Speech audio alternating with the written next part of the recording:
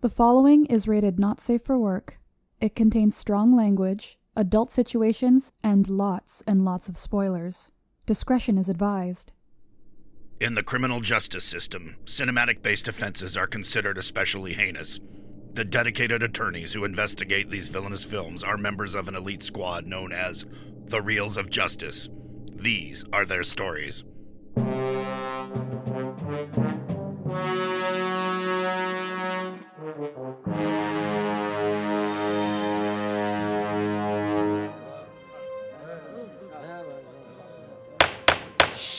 Order, please, order! The Reels of Justice is now in session. Judge Raunchy Ryan Rodriguez presiding. We all rise for the Honorable Judge Rodriguez. Be seated. Welcome to the Reels of Justice. Today we are hearing the case of The People vs. Mike and Dave Need Wedding Dates, a 2016 comedy about two rowdy brothers who place an ad on Craigslist to find respectable dates for their sister's wedding, only to have it answered by two equally unruly women who threaten to jeopardize the whole weekend.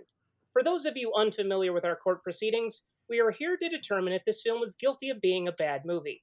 In this courtroom, films are to be considered excellent until proven awful, and the burden of proof lies upon the prosecution to prove beyond a shadow of a reasonable doubt that this film is guilty. Mr. Big Ben Haslar, you're appearing on behalf of the prosecution. You may begin your opening statement. Judge Rayson Ramblin, Ragin Rodriguez, members of the jury, I hate this movie. I hate it. I hate it. I hate it. I hate it. Capital H, capital A, capital T, capital E. I looked down in my soul, and all I see is hate. If I were to assign one word to how I feel about this movie, it would be hate. What's that you say, Counselor Haslar? You're beating a dead horse. Move on, please. Well, thank you for sharing my thoughts on the matter, because Mark and Steve Need Wedding Dates is littered with this movie bits that just overstay their welcome to the point where they past the point where they might have been funny. The crown jewel of these scenes is a near painful 15-minute spa bit where we see a painfully unfunny cousin proposition Aubrey Plaza for sex and a naked Kamal Nanjiani essentially raping a bride-to-be. Oh, it's okay, though. There's no penetration. Ha ha ha, right? The movie is poorly edited, slapdash collection of sketches directed by Funny or Die internet man Jake Szymanski, and it doesn't tell a complete story. We have a beginning, we have an end, with the traditionally sentimental aha moments, but for the middle, we are treated to unrelated sketch to unrelated sketch. Delete them and you never know they were there vignettes for a movie that is a rather poor choice because we are all about narrative. Jack and Cam Need Wedding Dates relies heavily on cringe humor, which as a society, I'm sorry, we should all be past right now. Oh, a woman with a big bush. Oh, idiots making fools of themselves on stage. Real cutting edge humor, you guys. Way to push the envelope of comedy. To quote a character in this movie, this shtick was cute for a while, but it's really gotten stale. And as someone who likes the actors and actresses involved, well, Zac Efron's okay. Humor is, of course, subjective, which might make this trial a bit more interesting. My 3-year-old cousin could not stop cracking up over a bottle of oregano once. Frankly, I didn't see the humor. But for me, this movie managed a meager chuckle here and there, but scientifically, it measures at about a 2% funny. Not nearly enough to counteract the torture of watching Adam and Zach go on and on about push pops, trying to say moist a lot because apparently that makes people uncomfortable, and 2 full minutes of naked Nanjiani. Josh and Chaz may need wedding dates, but after this trial, we'll all need a drink. Oh my god. Thank you, Mr. Haslar. Here are 3 Valium. Ms. Lorry Kikta, you are representing the defense. Please present your opening statement.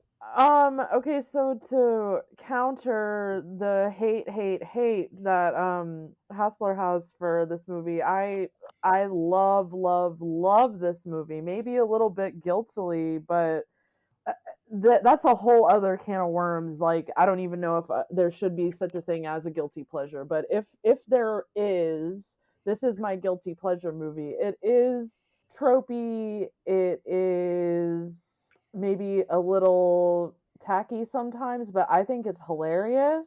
And I love the cast. I mean, I just don't think you can't go wrong with the cast of this movie. You have beloved Anna Kendrick and Adam Devine of Pitch Perfect, and then Zac Efron, who's like our generation's Rock Hudson, but we don't know whether he's gay or not yet, kind of thing. That, he's like, Yet. he's great though. You know, I love him. And then at the time that I first saw this movie, I was watching Workaholics a lot. So that's the reason that I decided to watch it, because originally I was like, I don't know. And then I kind of got sucked in by Adam Devine. Does anybody know how to actually, is it Devine or Divine? I think it's Divine. I was hoping you would clarify for me and I would just copy you. Yeah. I was like, I always say, I said Devine for a long time, but I think it is Divine. I think it's actually Devin. Devine. It's Sanchez. So no, but that's kind of what brought me to it. And then I just thought that it was kind of, I feel like it's in the same vein as movies like Step Brothers, or, you know, if we want to go into wedding movies, I feel like it definitely is inspired by Wedding Crashers. I think that it and Bridesmaids have a lot in common. I think that it's underrated insofar as a wedding comedy, or like a 2010s wedding comedy. It's silly, but like, we live in a post Judd Apatow comedy world where like everything is kind of silly and referential, and like that's just how comedy movies work these days. So but I love it. I think it's hilarious. I could understand why someone might not like it, but I don't think it deserves a 38% on Rotten Tomatoes, and that's why I brought this case to the court to begin with. Thank you, Ms. Kikta. Thank you. Prosecution, you may proceed with your first exhibit. All right, where to start with this stupid thing?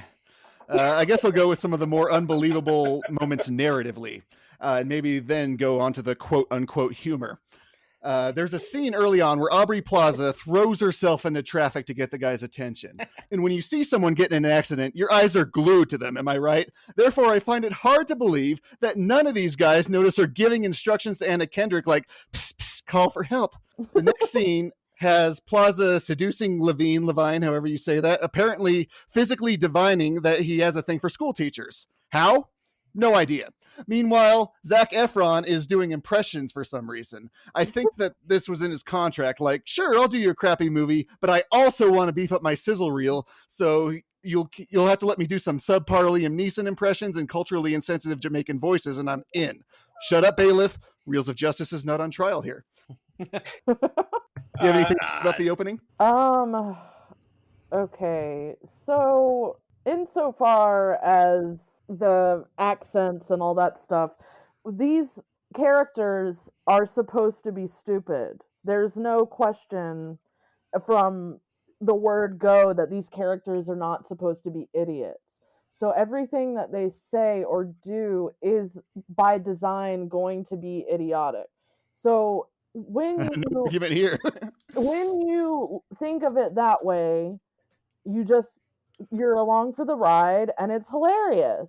Like, you shouldn't expect this movie to, like, you know, crack the code of nuclear fission or whatever, you know? Like, it's funny and silly, but, like, I don't know. There's got to be something more than just, like, shitty accents that you can say to throw at me.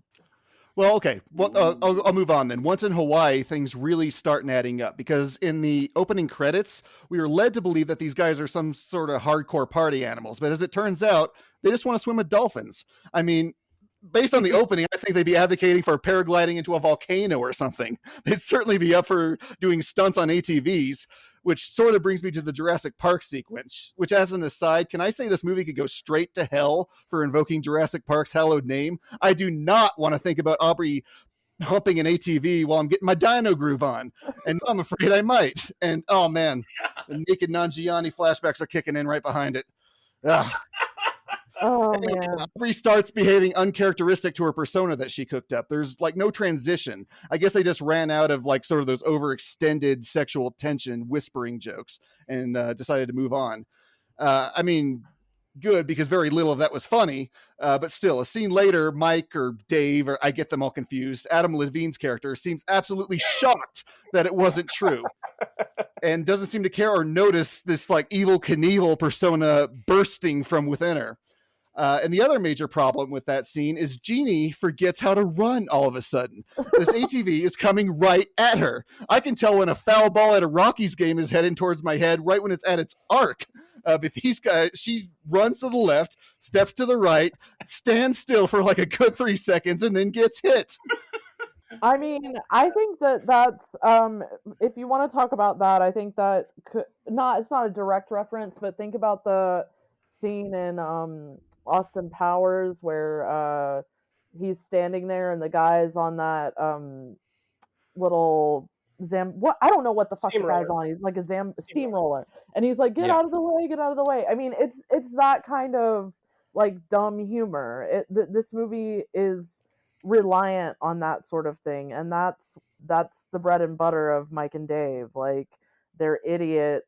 The girls are supposed to not be as idiotic as they are, and so I think that's why there's like surprises about them, and that's why they're like, okay, yeah, we lived in Baja.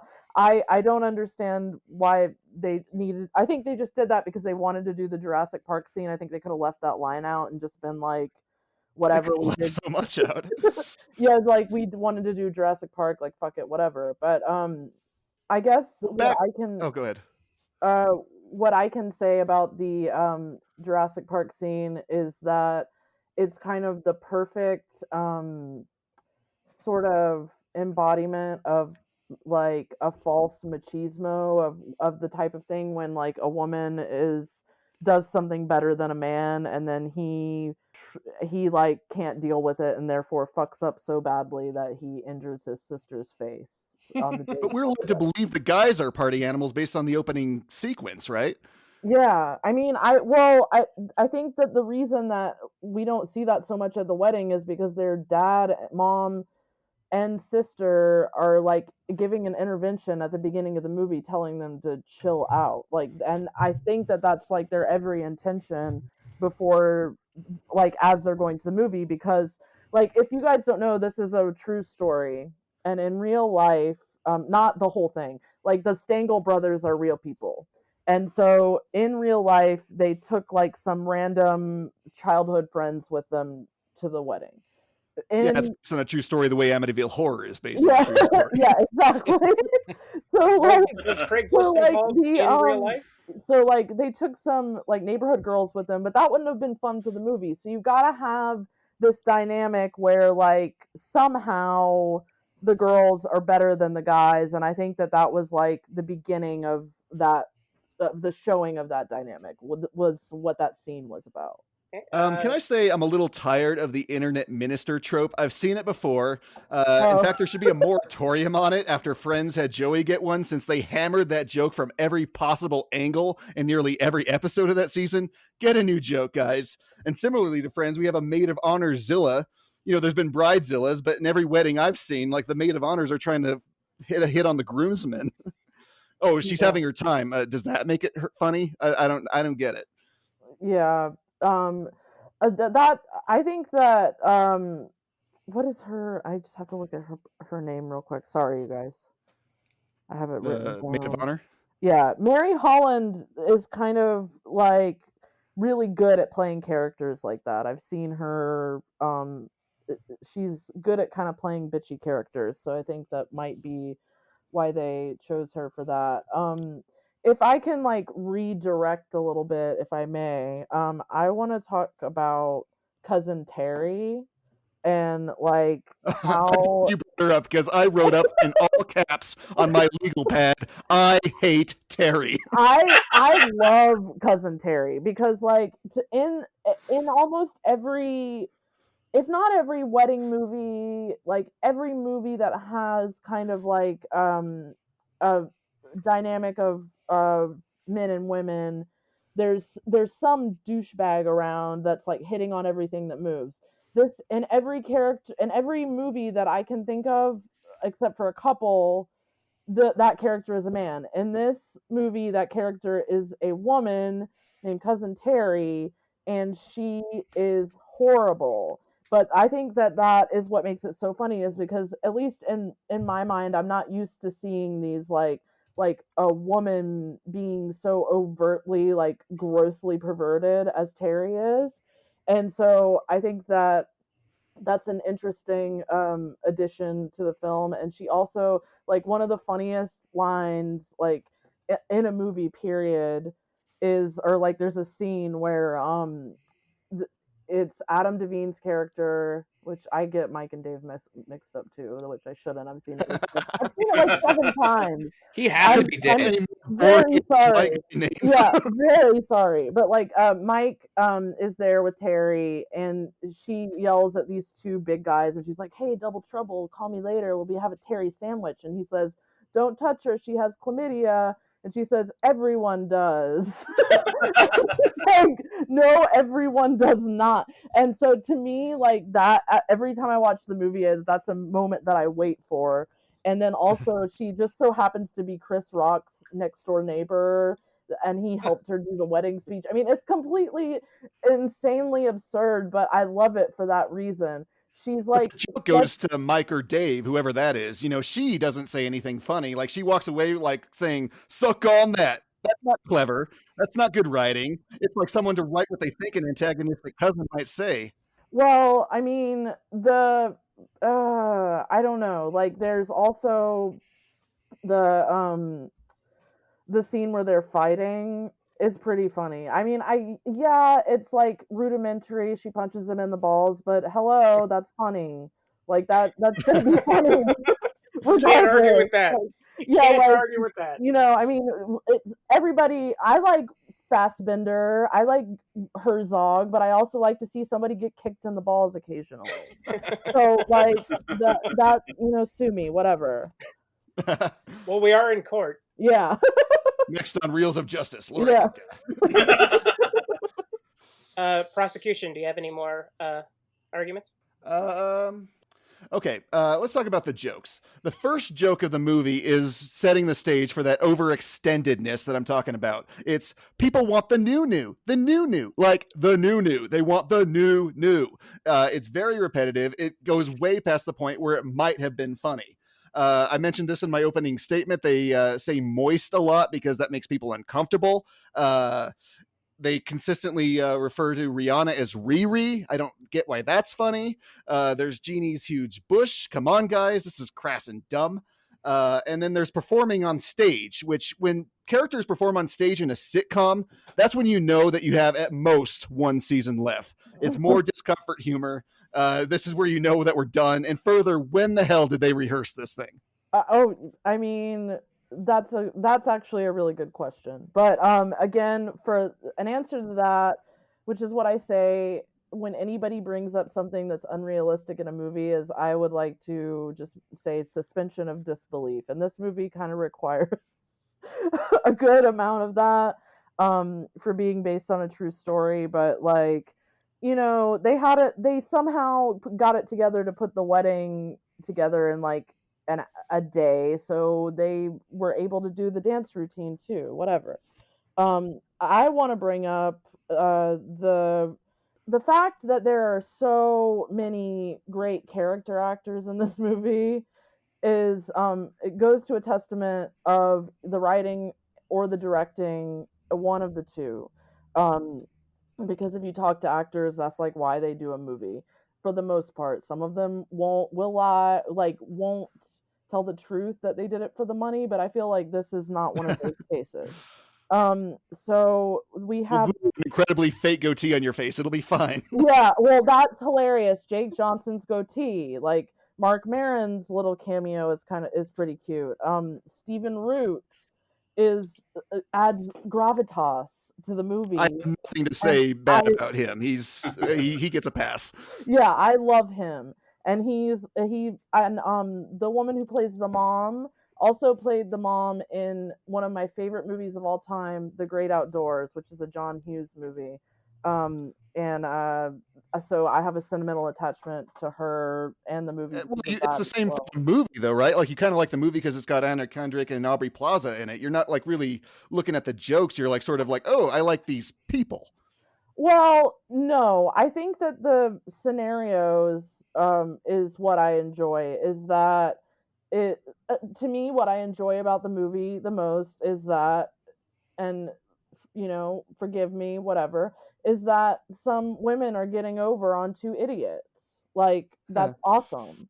Like, and and also the fact that there's a lot of movies about men who are like trashy or losers or whatever. There's not a lot of space out there, except for, like, I guess Broad City and some other things, where we show women as being like trash. So I think that Mike and Dave Need Wedding Dates was almost sort of revolutionary in presenting that to the fore. But yeah, I'm not saying that this movie is the best movie that's ever been made, but I don't think it's a bad movie at all. I have seen the movie by choice 6 times. So I don't think that, I mean, either I'm completely insane, which I don't, that's not up for debate right now, thank God. That's on trial next week. But either that That's or the the addendum. movie is good. Oh, that is for the jury to decide. The last argument I'll bring forth is the spa scene. It starts off with Anna Kendrick doing one of those overextended jokes where it's wink, wink, nudge, nudge, like wink, wink, nudge, nudge, wink, wink, Hawaii 5-0. Goes on for a full minute. I timed it. When actors like sort of like don't know when to stop the joke, like it was funny and then you went past it, and now I kind of hate the whole sequence. Then we see Kamal Nanjiani disrobe, preparing you for some shock or gross out humor for a full minute. We get a God's beautiful lubricant joke, which I'll admit is pretty funny. Then we essentially see Nanjiani rape Jeannie for 2 full minutes. We see both of their naked side profiles for 2 minutes. Yes, Anna paid him to do this, but Jeannie gave no consent. Right? I'm sorry, but this is rape, even if it turns out she enjoys it, even if there's no penetration. This is rough, because I don't want to disagree with sexual assault, and that's not funny. So I agree. I think that, yeah, I mean, I'll concede with you on that one, that like that joke is a little bit behind the times. I mean, a very much behind the times, and isn't even really a joke. But I could see it if this movie came out in like 1996 versus 2016, it would be a different thing. And I think that that's kind of how the movie is written in a little bit of a way, and that it does in this instance, it is not a good thing, but in a lot of other ones, I think with a lot of the improvisation that went on, lends to what you were talking about with the scenes going on for too long, but it also lends to some like really hilarious lines. Like there's a part with Jake Johnson when he's in his goatee and Anna Kendrick there, and she's like standing there and she pushes her boobs up, and he's like, "Did you just push your tits up and say feminism?" And then she tells him to read a Twitter. I thought that was pretty funny. There was a part where Mike and Dave are talking about their dad giving an ultimatum, and Mike says, "Why would Dad forget about an old tomato?" And that goes on for like a little bit too long, but I think that I timed it again. I think that is for the betterment of that joke. I think that's hilarious. I love that part. There's I mean, Sam Richardson, who's on Veep, plays Jeannie's husband or husband to be, and he's just as hilarious as he always is, with like these weird random kind of lines that don't sound funny when you say them, but in context they are. Like during the Jurassic Park scene, whenever Mike goes over. Yeah, I'm sorry, you guys. But yeah, whenever Mike goes over, he's like, "Sweet candied nuts," and I just think that's fucking hilarious. I don't know. There's a lot of really there's a part where it was like trying to convince his wife that he's not boring by saying incredibly boring things, like Yeah. he went across the theater to get to see a second movie and didn't pay until after. Yeah. That's funny. There's That was also funny. there's a really big obsession with the term finger diddled in this movie, which I find hysterical. There's a part where when the cousin Terry scene, when she's fighting Mike, tells her like before that she looks like Don Johnson fuck Zach Morris. Like there's joke a is lot funny. of like really good like just one lines like that come from the improv. So and I don't want to like be like that kind of person to turn it around on something as serious as like making light of sexual assault, but I don't think that was intended, but you know. Well, the other narrative issue that was weird for me on that was at the end where they spend more time on the guy not being boring than on the fact that Jeannie essentially cheated on her fiance. Yeah, I mean, but there was no penetration. He was rubbing his butt on her butt. He just they just rubbed. Okay, no penetration. I'm good then. I would not feel that way, but maybe that's why I'm single. You don't have problem. You would have a problem with your girlfriend rubbing her butt on another man's butt. What's wrong with you? Huge problem with that if she was okay with it. Like, unless we were in an open relationship, and it was defined. Like, I see this is cheating. It's absolutely cheating. Come on, man. It's 2020. Get with it. With that, prosecution rests, Your Honor. I just want to say before I rest my case that well, fuck it. I want to bring it up because this is great. The election just happened. Joe Biden is hopefully our president. 12 yeah, 3 weeks. Yeah, hopefully that nothing like insane happens in between that time. But on the night of the election, when everything was taking forever, and I was like, I had to watch the movie anyway because we're doing the podcast, but I was like, oh my God, I have to fucking watch Mike and Dave Need Wedding Dates because I need to watch something stupid to distract me from this hell world that we're living in right now. Hellscape. And thankfully that, things are kind of looking up, but I think that Mike and Dave Need Wedding Dates, be it stupid, be it simple, whatever, is a perfect distraction movie. It's a perfect movie to see to take your mind off of serious things. It is not a serious movie. It should not be taken seriously. And that doesn't mean that it's bad. I rest my case. Both the prosecution and defense have rested their cases. The attorneys will now present their closing arguments. Prosecution, you may begin. Jurors, put your love for the leads in this movie aside for a moment. I enjoy Kendrick and Plaza too, but just put them aside. Is this movie worth anyone's time? Is this movie making comedy any better? Is this movie making cinema any better? It's crass, gross out humor, making any of us better. Have you seen this tired shtick before? Is there anything truly unique or good about this movie that you can point to? What if instead of Efron and Levine, we had Bieber and LaBeouf? And instead of Kendrick and Plaza, we had Lohan and Megan Fox? Same exact jokes, same exact timing, just without the assumption that the people involved in it are good. Would you still feel the same way about it? Would you think joking around about raping but not really penetrating is good, solid humor? That is something that it's something worth taking into your brain and making a home there. I am so tired of this same kind of movie again and again. Let's get back to something clever and well thought out. Let's get back to Ghostbusters and Shaun of the Dead and Men in Black. Man, I love Men in Black. I wish I was in Men in Black so I could neuralize this movie out of my brain and have Will Smith play us out with his rap as opposed to whatever it was these two idiots were doing. Flash, goodbye. What's a push pop? Flash, goodbye, Terry. Flash, goodbye, Naked Nanjiani. And while I'm at it, goodbye that much worse Men in Black film that you were in. Let's put a moratorium on this kind of movie here in this courtroom today so that talented actors in this film can instead spend their time in better projects. They deserve better. We all do. Thank you.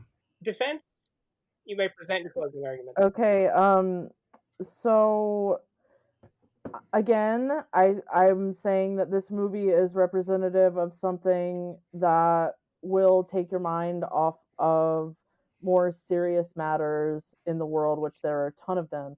I don't think that every movie needs to do that, obviously, but I think that there are movies that take that place and that they should exist and they should be there, because you can't sit around and dwell and doom and gloom all the time. It's good to sometimes have to watch something that you don't have to fucking think about. Like, it's good to have just some good familiar faces doing some dumbass jokes in Hawaii, tripping on ecstasy with horses. Like, it's ridiculous, but it's fun. And that is what we need sometimes, especially like if we would have done this before the election, I would have said especially then. But like, things shit is still fucked up. We need to have things that take that stuff off of our mind. And this movie is perfect for that. And I will stand beside it forever for that reason. Thank you. Thank you both. Members of the jury, Mr. Maynard, Mr. Schlender, Mr. Truly Unruly Ryan Rodriguez, you have all heard the facts concerning this case. It is now up to you to determine if this film is guilty of being a bad movie. The bailiff will escort you to the deliberation room to render your verdict. I should know what it is by now. All right, everyone. So, very interesting case. We basically have the argument of escapism versus this is derivative schlock, So, I would like to hear from Mr. Maynard first. I wasn't sure exactly what I didn't know what to I hadn't heard of this movie really prior to this, but I do like Aubrey Plaza as a rule. So I was generally into this movie. When I watched it, I laughed a lot. I don't have much of a moral compass though. So I mean, I laughed quite a bit while watching it at what were some dumb jokes, but they had a lot of good comedic timing. I agree it's derivative schlock, but I'm not sure that would have necessarily made me vote it bad.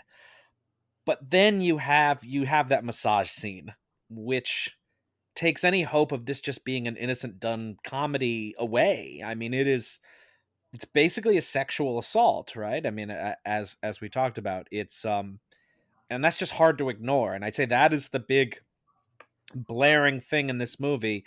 Cousin Terry is very similar. She basically coerces Aubrey Plaza's character into fingering her in the spa room.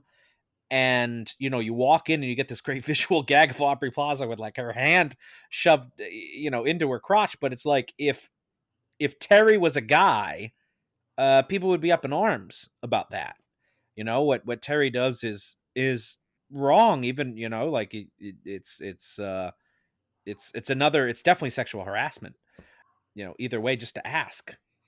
So I kind of look at it as kind of like it's Speak both up, an Ryan. Apatow comedy and a throwback to kind of the problematic 80s comedies of like Revenge of the Nerds and 16 Candles and that kind of ilk. The ones that I'm not terribly fond of, that especially looking back are not the kind of stuff that not only just don't hold up but look kind of damaging, kind of like in retrospect. Mm-hmm. But even like, yeah, they're not, those two scenes are not advisable. They probably weren't the right thing to do at the time. They're especially not the right thing now, but for some reason, I don't know why, they didn't really bother me that much watching them. They didn't bother me as much when I was watching it because I think, as the defense had said, I just kind of turned off my brain. I was just there to see just some funny, dumb jokes. I didn't want to think too much about what's going on. This is a really good movie if you really just want to turn off your brain. Yeah, the movie's a bag of potato chips. It's junk food, Yeah. and that's something that the defense, I think, did a good job like getting out there. It's like, look, this is not a thinking man's movie, Like, this is, No. you go into this for the funny jokes, and you hope some of them land, and is that enough to say it's good? Because in that respect, it definitely meets the brief that it's set forward for itself, and you can put this in the continuum of those Apatow kind of comedies. It's kind of like a mix of Wedding Crashers and Forgetting Sarah Marshall. It fits very well in there, and if you rate it purely against those other movies, it strikes me as very middling. I think you can definitely do better, and then I think you can do a lot worse. Mr. Maynard, it's right in the middle. Yeah, this is really what it is, but not like the kind of middle where like you can really chart a course around it. This is just it's like it's not a good guide to these kind of movies. I mean, I think the film has a little bit more to offer than nothing. I mean, I think the relationship between Efron and Devine is pretty standard. Kind of fair, but I think what's special about this movie is sort of the relationship between Plaza and Kendrick, which you don't get to see as much in movies. I don't know when Broad City debuted. I don't know if this beat it out, but like seeing two really hardcore party girls like this who have no moral compass at all, they're very funny together. That's kind of switching up that status quo of these sort of humors. And what's nice is that these girls don't have to change in the end to get the guys. They don't compromise anything in the end. Kendrick is still her old drunk party self when she gets Efron at the end of this film. And that's nice that she doesn't have to change. She's not doing like the Olivia Newton-John thing in Grease where she cleans up her act to get the guy. They're all... She dirtied up her act at the end. Yeah, they're all shit humans in the end. They're just like... The brothers are better brothers specifically to their sister, but then they still fuck up the whole wedding. I mean, that's right. That's how the movie ends. It's like they still fuck up the whole wedding, which is sort of funny. So I think there's something there. I think you almost could lean to that. I wouldn't exactly call it feminist, but something empowering about those girls. But to me, all of that is undermined by that massage scene, that sauna room scene. And, that's really deeply sticking in your craw. I don't know. I still think that the problematic interactions between Plaza and Kendrick, especially as the defense brought up them getting one over on the guys, I think that is such a cool centerpiece to it. Yeah. That I think it drives the entire movie, and I wish that more of the focus was on that. I kind of wish that the entire movie was about them and less focus on the guys. All right, but how much are they really... inciting incident that they got them on Craigslist and then they kind of took a second seat. I wish that it was more about the girls being basically Bugs Bunny to them being Elmer Fudd. And then that would be more interesting, because I was going to say, how much do they really get one over? They go to Hawaii. Both of them end up sleeping with their respective dates anyway, which is kind of what the dudes I don't think we should call what Devine and Plaza do sleeping with each other. No, that's they bumped uglies. Making love. They were making love. So that's what you think making love is, Ryan. They were bumping uglies, Ryan, and it was tender. It was beautiful. It was beautiful. I'm not going to say it wasn't beautiful. I will say it wasn't beautiful. I cried. I know Plaza didn't use a stunt butt, right? Kendrick used a stunt butt. Yes, she did. In her like one nude scene, but like Plaza is, I guess she wore a bikini that was digitally erased later. But it's not her entire butt. It is her butt in a bikini, but the bikini is digitally erased. Yeah. I want to bring up one thing too about like this idea of like the trashy women trope. Absolutely Fabulous came out in 1992. So great show. Great show. Yeah, there is some stuff. British. I mean, that's not why they were trashy, because they were British. No, it's not our culture. It's not our culture. It's British culture. 20% of it. Absolutely Fabulous wasn't chronically popular in the U.S. It had a cult following here. Hey, I'm just saying though, it's out there. Okay, I'm just saying like this isn't like breaking new ground here. Okay, I'm not saying it's well tread ground, but it's not. I'll stop you there. Lucy and Ethel made jackasses of themselves. Oh yeah, I was going to say Lucy and Ethel as well, but they weren't drunk. Yes, they were in that Vitamin Vegemin. I think they were both. The Vitamin Vegemin. So I'm just saying that there have been. I would much rather watch I rules. Love Lucy than this movie, I would say. I mean, maybe if Lucille Ball was showing her butt, I might think about it. You say that every episode. I'd rather. We're not going to edit it out this time. We are not going to edit it out Not this time. So I mean, I think if you really, I think if you do like the actors in this, there's something there for you. They're all very charming. They're all very engaging. Zac Efron is so charming in this. He's so sweet. Oh my god, I know. He was one of those people, like when he started acting in like High School Musical and stuff, I thought like, okay, he's a very pretty guy. Whatever, he's gonna go away really quick. And then he just kept popping up and stuff, and I kind of slowly got a tolerance to him. And now when he pops up and stuff like in The Beach Bum, I am genuinely excited to see him in movies. And when, like maybe 20 minutes into this movie, as he was kind of like being bashful, kind of like being around Anna Kendrick, I kind of fell in love with him in this movie. And he's so absolutely sweet that he was probably like the highlight of the movie for me. Oh, to me, the highlight of the movie is Aubrey Plaza. She's definitely the funniest. And also Adam Devine. Both them, they're stupid. Their stupid antics really steal the show. Devine's got killer comedy time. I don't know. He wears on me.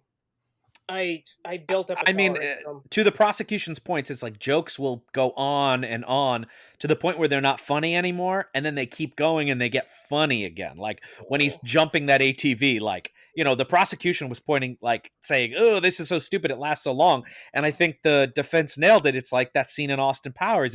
It's going on so unrealistically long that's the joke. Of course she has time to get out of the way. Of course she shouldn't be standing there in the fucking first place. Like that's the joke, you know. You know, and also I think it was said earlier by the prosecution that like, how did she know Devine had a fetish for school teachers?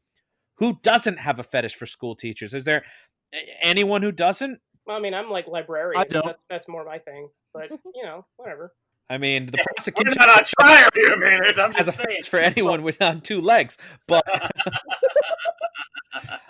and some on one. Jesus. And some on 8, if you know what I mean. Rapidly not making. Oh wait, the tentacles. Yeah, the tentacles. They're okay. That tracks. So to me, you have what is basically a raunchy type of comedy that I think is funny. The actors are likable. It's something you've seen before, but again, we're talking about a turn your brain off junk food comedy. What I can't know if I can rectify is the sexual assault. I mean, it's played to humor. You know, there's no moral there. It's not a lesson. It's played to humor. No, that you're right. It is. I mean, they definitely did not view it as the term problematic, as everyone's saying nowadays. At the time, that's for sure. It was 100% a joke. 2016. Well, that's what I'm saying. They didn't. I mean, whoever was making the movie obviously didn't see it that way. It's in the trailer. To put it in perspective, it's in the fucking trailer. Right. So this is interesting because I thought that would bug Ryan more than you, and it's not bugging Ryan as much. I'm honestly surprised that it doesn't bug me as much as it bugs you guys. We're all surprised. So Maynard, you got to lock it in, man. I mean, why do I have to lock it in first? You got to rectify it because I'm the foreman, and I get to make the rules. To rectify it. I could vote it guilty, but not rectify it. You know, to me, it's like you know, it's all fun and games until somebody pokes their eye out, and it's like, you know, this is a heavy moment that kind of undermines what you would call a comedy. You know, especially it being a 2016 kind of thing, you know. But also at the same time, like it's an off-color comedy, and to say that like something would be so offensive that it pushes it over the edge, like the entire movie is designed to be offensive. I mean, this is a good point. This is why I said I haven't made up my mind. This is not like it's not like, oh, it's so sweet, and then, oh shit, this goes way too far. Like the entire movie is kind of trying to go too far. I mean, it is that shock value humor for sure, and I think that's what the scene's advocate just to be at that point. Yeah, but that is definitely what the scene's doing. It's supposed to shock you. It's a shock humor thing. Absolutely. You know, and for that sake, I mean, I laughed. It wasn't until I thought about it more later that I'm like, oh, this is. I found it amusing that I saw more of Kumail Nanjiani's pubes than I ever thought I ever would. But wow, that's a lot. Those might have been stunt pubes. Or as I call them now, poobs, apparently. Stoobs? Poobs. No, that's his other movie, Stoobs. Oh, Stuber. Yeah. So, yeah. Ryan, how are you feeling on this? Do you think you're ready to maybe lock something in, or? Yeah, I mean, I want to know what Maynard thinks. Why the hell do I have to go first? Because I think you're gonna be the one that tips me over. I'm gonna take a moral stance that, thinking more on it, that scene does hang as a dark cloud over what is otherwise a very middling, mediocre, average comedy. Like, it makes me laugh. It's not a thinker, though. And I'm just going to say guilty. All right, tip the scale. Aha, nice try, Mr. Rodriguez. I'm the foreman. What are you thinking? I'm thinking I want to know what you're thinking. All right, well, just to expand a bit on it, I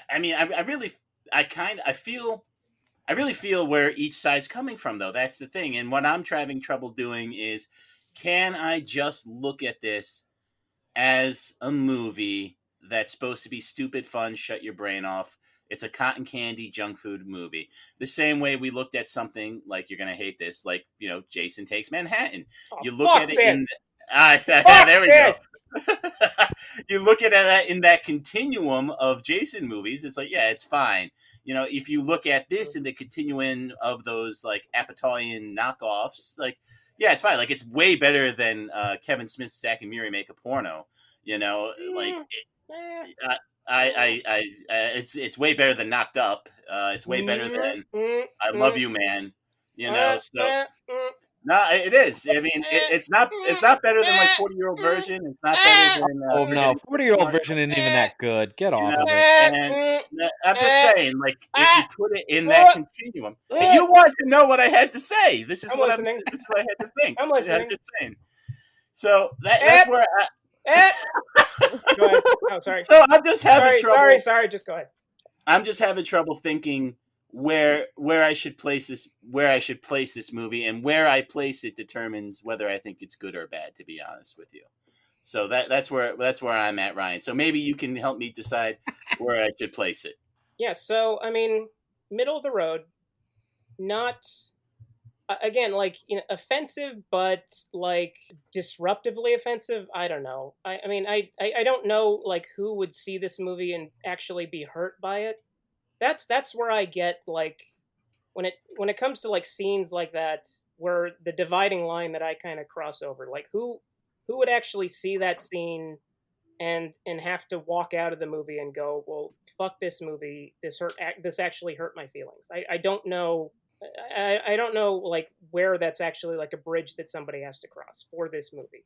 I think that it's dumb enough, and it's silly enough that I really don't know like who it's actually hurting. I don't think that it was done with malice. I don't think that it was done with ill intent. I think that it was just done because it was stupid, and it was done because it would offend the delicate among us that like would me already be offended. Like you, exactly. Snowflakes. Yeah. But and none of that is saying that it was the right thing to do, and none of that is saying that it's funny. It's just saying that I don't know that it is necessarily a make or break thing. Is it funny? I mean, no. I mean, it's some of the lines, some of the things that are said in the moment. Just because Kumail Nanjiani is a funny person, are funny in theory. I don't know if they're funny because of what's happening. But because he is a funny person, I think that he's actually saying some funny things. Are they funny in context? Probably not. Like Cousin Terry is a problematic character, but I can understand that because it's almost an indictment of those kind of tropes in these types of movies that usually are guys, right? That one's more of a commentary than exactly. It is really she's flipping the script on that. There's nothing to take from the Nanjiani thing except that rubbing butts against butts is funny. It is. It is. But when you pause for just a second, you're like, damn, man, like, that's very unprofessional, Nanjiani. You should be fired. No, I do agree. I mean, See that's I totally appreciate where you're coming from about the scene, because like he gets there, he immediately gets naked, immediately mounts her. I mean, that's sexual assault. It's certainly not professional, and it is a little troubling, but it's just to set up these hilarious still shots, like of doing these smash cuts back and forth of him, like rubbing her butt real fast, swinging from the ceiling, and all that, and like it's all butt based. Like let's say it wasn't like let's say that scene was done and Nanjiani actually just does massage. Like let's say he massaged her feet into orgasm. That might be more of a gray area. I think you're not supposed to like get people to orgasm against their will necessarily, or at least without their prior consent. But like, at least it wouldn't be direct butt to butt contact. Right, and then but would anybody remember it though? That's the thing. Would it? I don't know if I'm going to remember this movie other than all we've the been talking about it for 20 during fucking minutes. Well, you got to remember, it's like the only movie you thought was guilty on the show. All right, so Ryan, come on, let's lock it in, man. What are you thinking? What do you got for me? Well, I mean, I love these actors. Even though like it is very middle of the road in terms of construction, in terms of story structure, in terms of how it was photographed, I love these actors so much, and I laughed at least 5 or 6 times, and I haven't done that in quite a while, so I'm going to give it not guilty. Not guilty. So it comes down to me. And I've been thinking about it, and I got to take the movie on its own, on its merits. And this is not a good movie. It is not a movie I would even recommend to people to watch. But I can't sit here and say that it's bad. I can't say that it's guilty, which is unfortunate because I kind of would like to, but it just isn't, So I'm also voting not guilty. Well, I voted my conscience, so I'm sleeping well tonight. There you go, man. Well, I don't sleep, so have that. All right, let's go tell that very handsome judge. Mr. Foreman, have you reached a verdict? We have, Your Honor. In the case of The People versus Mike and Dave Need Wedding Dates, we find the accused not guilty of being a bad movie. What? No way. What? Well, we've reached a new low in this courtroom. I agree, sir. We spent a lot of time talking about rubbing butts together. I mean, it's all downhill from here. The verdict is so rendered. However, I want to warn the makers of Mike and Dave Need Wedding Dates that they may owe Judd Apatow a royalty check or two in the future. Court is adjourned.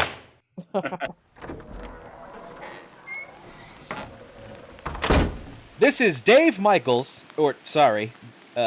Mike Davids, reporting to you live from outside the Reels of Justice. Mr. Haslar, would you care to share your thoughts on the jury's verdict? Well, Dave or Michael or whoever you are, do you happen to have Kamal Nanjiani's number? Because I want to see if he might be into sexually assaulting some of these jurors here and see how funny they think it is. Haslar out. I think his number is 33. Now, thank you. And here comes Miss Kikta. Excuse me, could we get a word on how you feel about today's verdict? I am just glad that everybody stanglified their vote today, and that once again we'll be free to watch butts being rubbed together for as long as we all shall live. Thank you very much. That's all we have from the courthouse today. Let's go back to the studio for post-trial analysis. Hooray! I just want to say, no hard feelings. I did not hate this movie as much as I portrayed in the courtroom. You told me you hated it. Yeah, I believe it was capital H, capital A, capital T. Capital I, capital T. That's trouble in River City. I can live with a not guilty verdict, but I'm glad that we got to really harp and not blow over the fact that massage scene is fucked up. Like, if you think about it for even a second, I mean, that is... And recreations. And, the elephant in the room is they're both very ugly, too. So it just was not very appealing visually. Their butts weren't. Not at all. Well, I know. So, like, that was a swing and a miss right out the gate. Oh my god. So, Lori, you're a three-peat. You have the record for most appearances on Reels of Justice as a guest. Congratulations. Oh wow! Awesome. I know. Isn't that cool? You What have you the win? record. But Bouncing Yeah, Bobby I mean- Lapierre is coming for your crown. No, I mean I won the fact that Mike and Dave need wedding dates. Got a not guilty. That was my present. Hey, there you go. I'm Because- shocked that because listen, this movie is ridiculous. It's like it's completely ridiculous, and I'm surprised that we got the not guilty actually, because it is insane, and there is that scene, and the humor to me isn't what does it. Like I could just forgive all the humor, but yeah, I mean, I'm just shocked that you got you turned Ryan into a sexual assault apologist. I was shocked. I thought that was going to sink it for Ryan. I really did. No, I mean, But we've covered much worse things that you guys have let slide in this courtroom that have gone past that have not been a problem. I mean, I mean, fair enough. I just want to say personally that I don't think that that's something that should be taken lightly, and I think Agreed. what happens in the movie is the way that it's framed, like, kind of makes you forget that that's what's happening for a second, and that is problematic.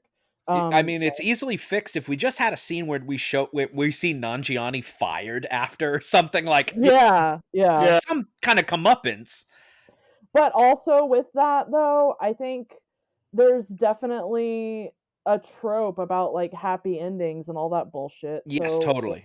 In a way, it's kind of the same sort of deal as I was talking about, like flipping the script with women. It's like a woman getting a happy ending, but she didn't ask for it. So Right. yeah, I don't know. It's fucked up, but it's like that. I think that there's a lot of movies that have like problematic language or problematic scenes that don't deter from the product as a whole. Right. That's where I was having trouble with today about where I come down on this, because like you even look at like Young Frankenstein and it's got problematic scenes in it, and I don't consider that necessarily sinking the entire film.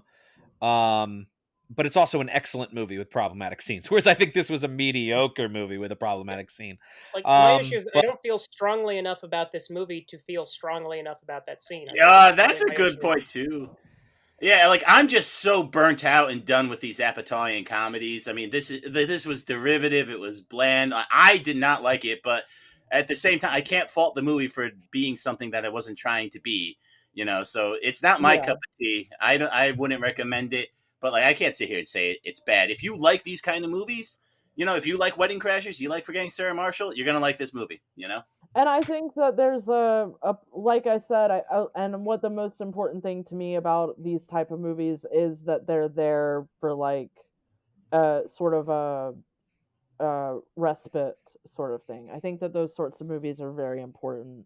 And it just so happens that this movie is that for me. It has nothing to do with anything at all, but it was just like, oh god, this is my guilty pleasure movie, and I'm sure that like everybody's gonna hate it, so let's see what happens. Everyone's got like a go-to guilty pleasure movie like that. Mine was Minority Report for the longest time. Yeah. All right, cool. Well, Lori, so what's been keeping you busy lately? What have you been doing? I am reviewing films regularly for Film Threat.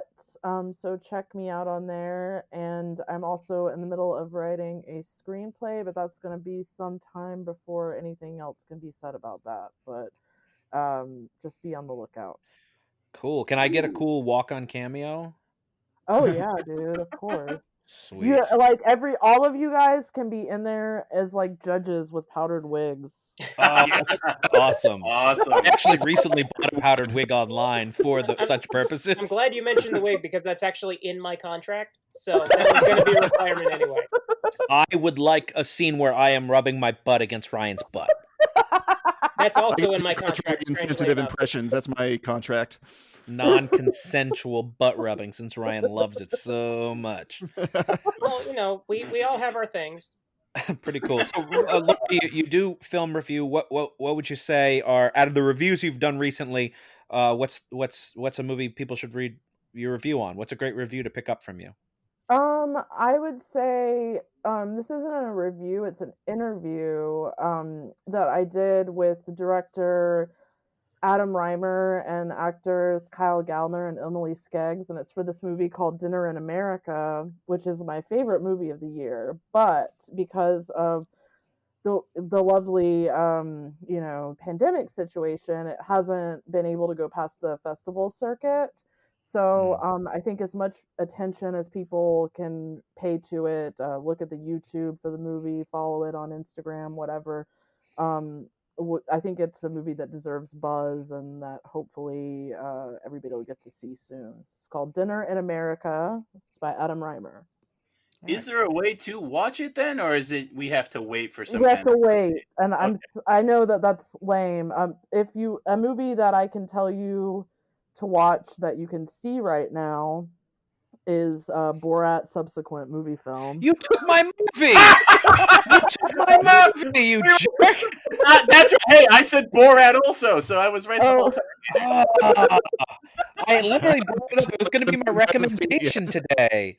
That sucks. I'm sorry. I just watched it this weekend, and I totally agree. If you like raunchy comedies with absolutely no moral compass, Borat 2 is definitely there for you. But tell us more. What did you like about it?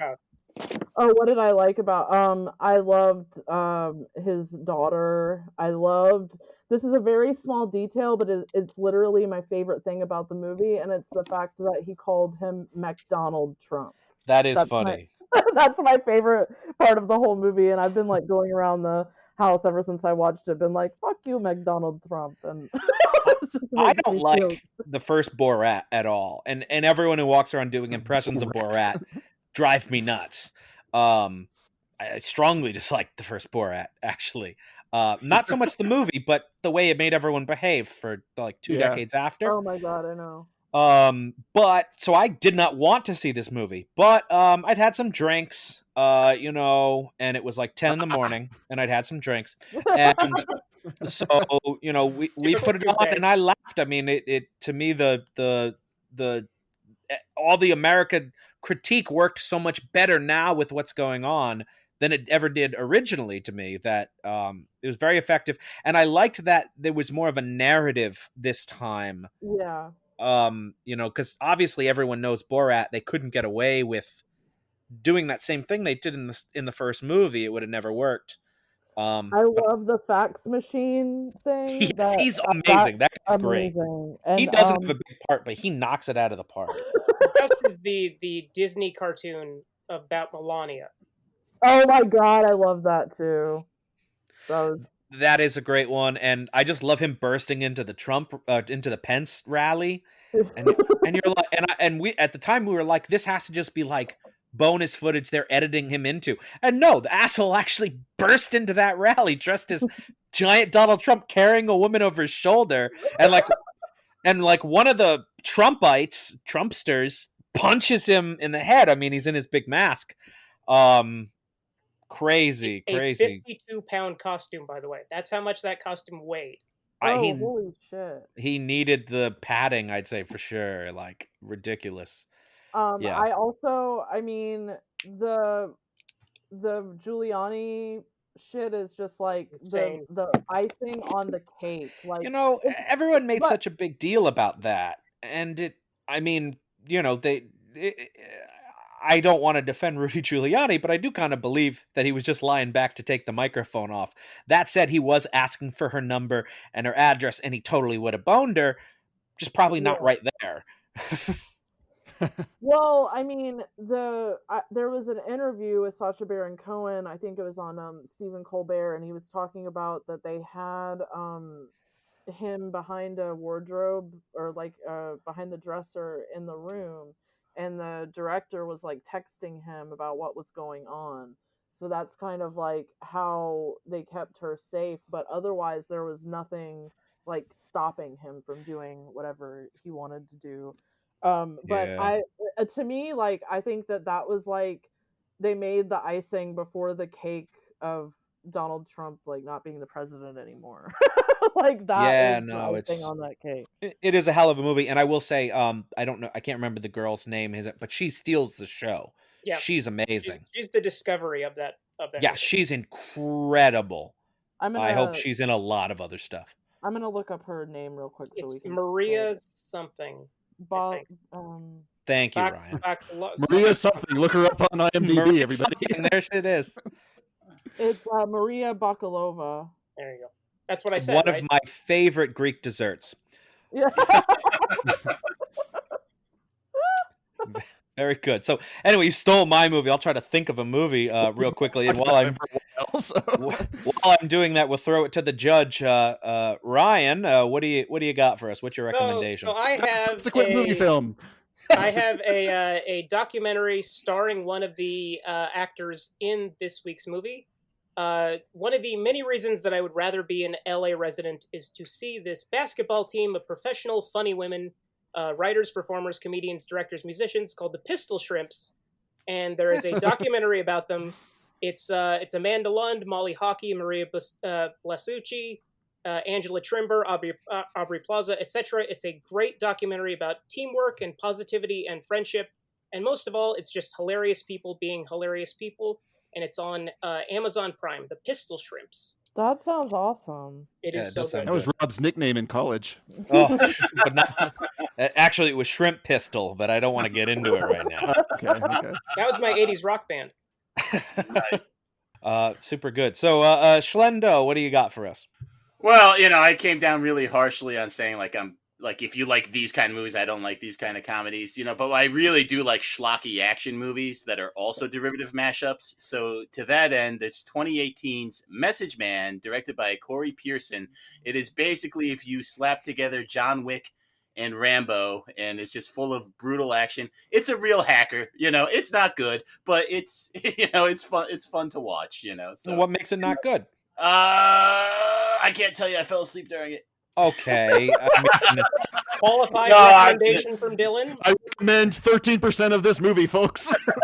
I woke up at the end for the final fight where he's fighting like the evil businessman, who's like running human trafficking. That's one thing about this movie is the bad guys are just so bad, like they are over the top evil. But you skipped over the scene where Kamal Nanjiani rapes everybody. Yeah. He's the main dude in it. Like he knows all of his martial arts. He likes hacking people's arms off, and he hires this really cool sniper to help him like raid the bad guy's compound. I mean, it's like there's all sorts of weird stuff in it. Like I said, it's John Wick meets Rambo, and if you like that you're gonna like this. Did your dad like it? Yeah, he did. Okay. I watched it with my father. That's hacker how I knew approved. Exactly, hacker approved. Punch the hacker card on that one. Father tested, hacker approved. Bingo. Very, very good. Benny boy, what do you got for us? I believe this episode will be airing around Thanksgiving or close to it, but even if it's not, you should check out my favorite Thanksgiving movie, which is Planes, Trains, and Automobiles. It stars Steve Martin and John Candy at their absolute peaks. It has monologues that still crack me up no matter how many times I've heard them. My dad made me watch this movie every Thanksgiving. I know every frame of it, and it's still fun. And it's also 0 degrees away from Kevin Bacon. So check it out. Oh, that is pretty. So you know every frame? So what's in frame 2, 3, 5, 6, 7? Oh, you don't want to know. Just like you watch the movie. It's Kamal Nanjiani doing. Rob, I know Ben has a better moral compass than that. He's not going to send me out. They clubbed it for that frame. So yeah, watch out to watch a movie that the only movie to get an R rating for a single monologue. That's true. Yeah. Wow. It would have been a perfect like PG otherwise. Yeah.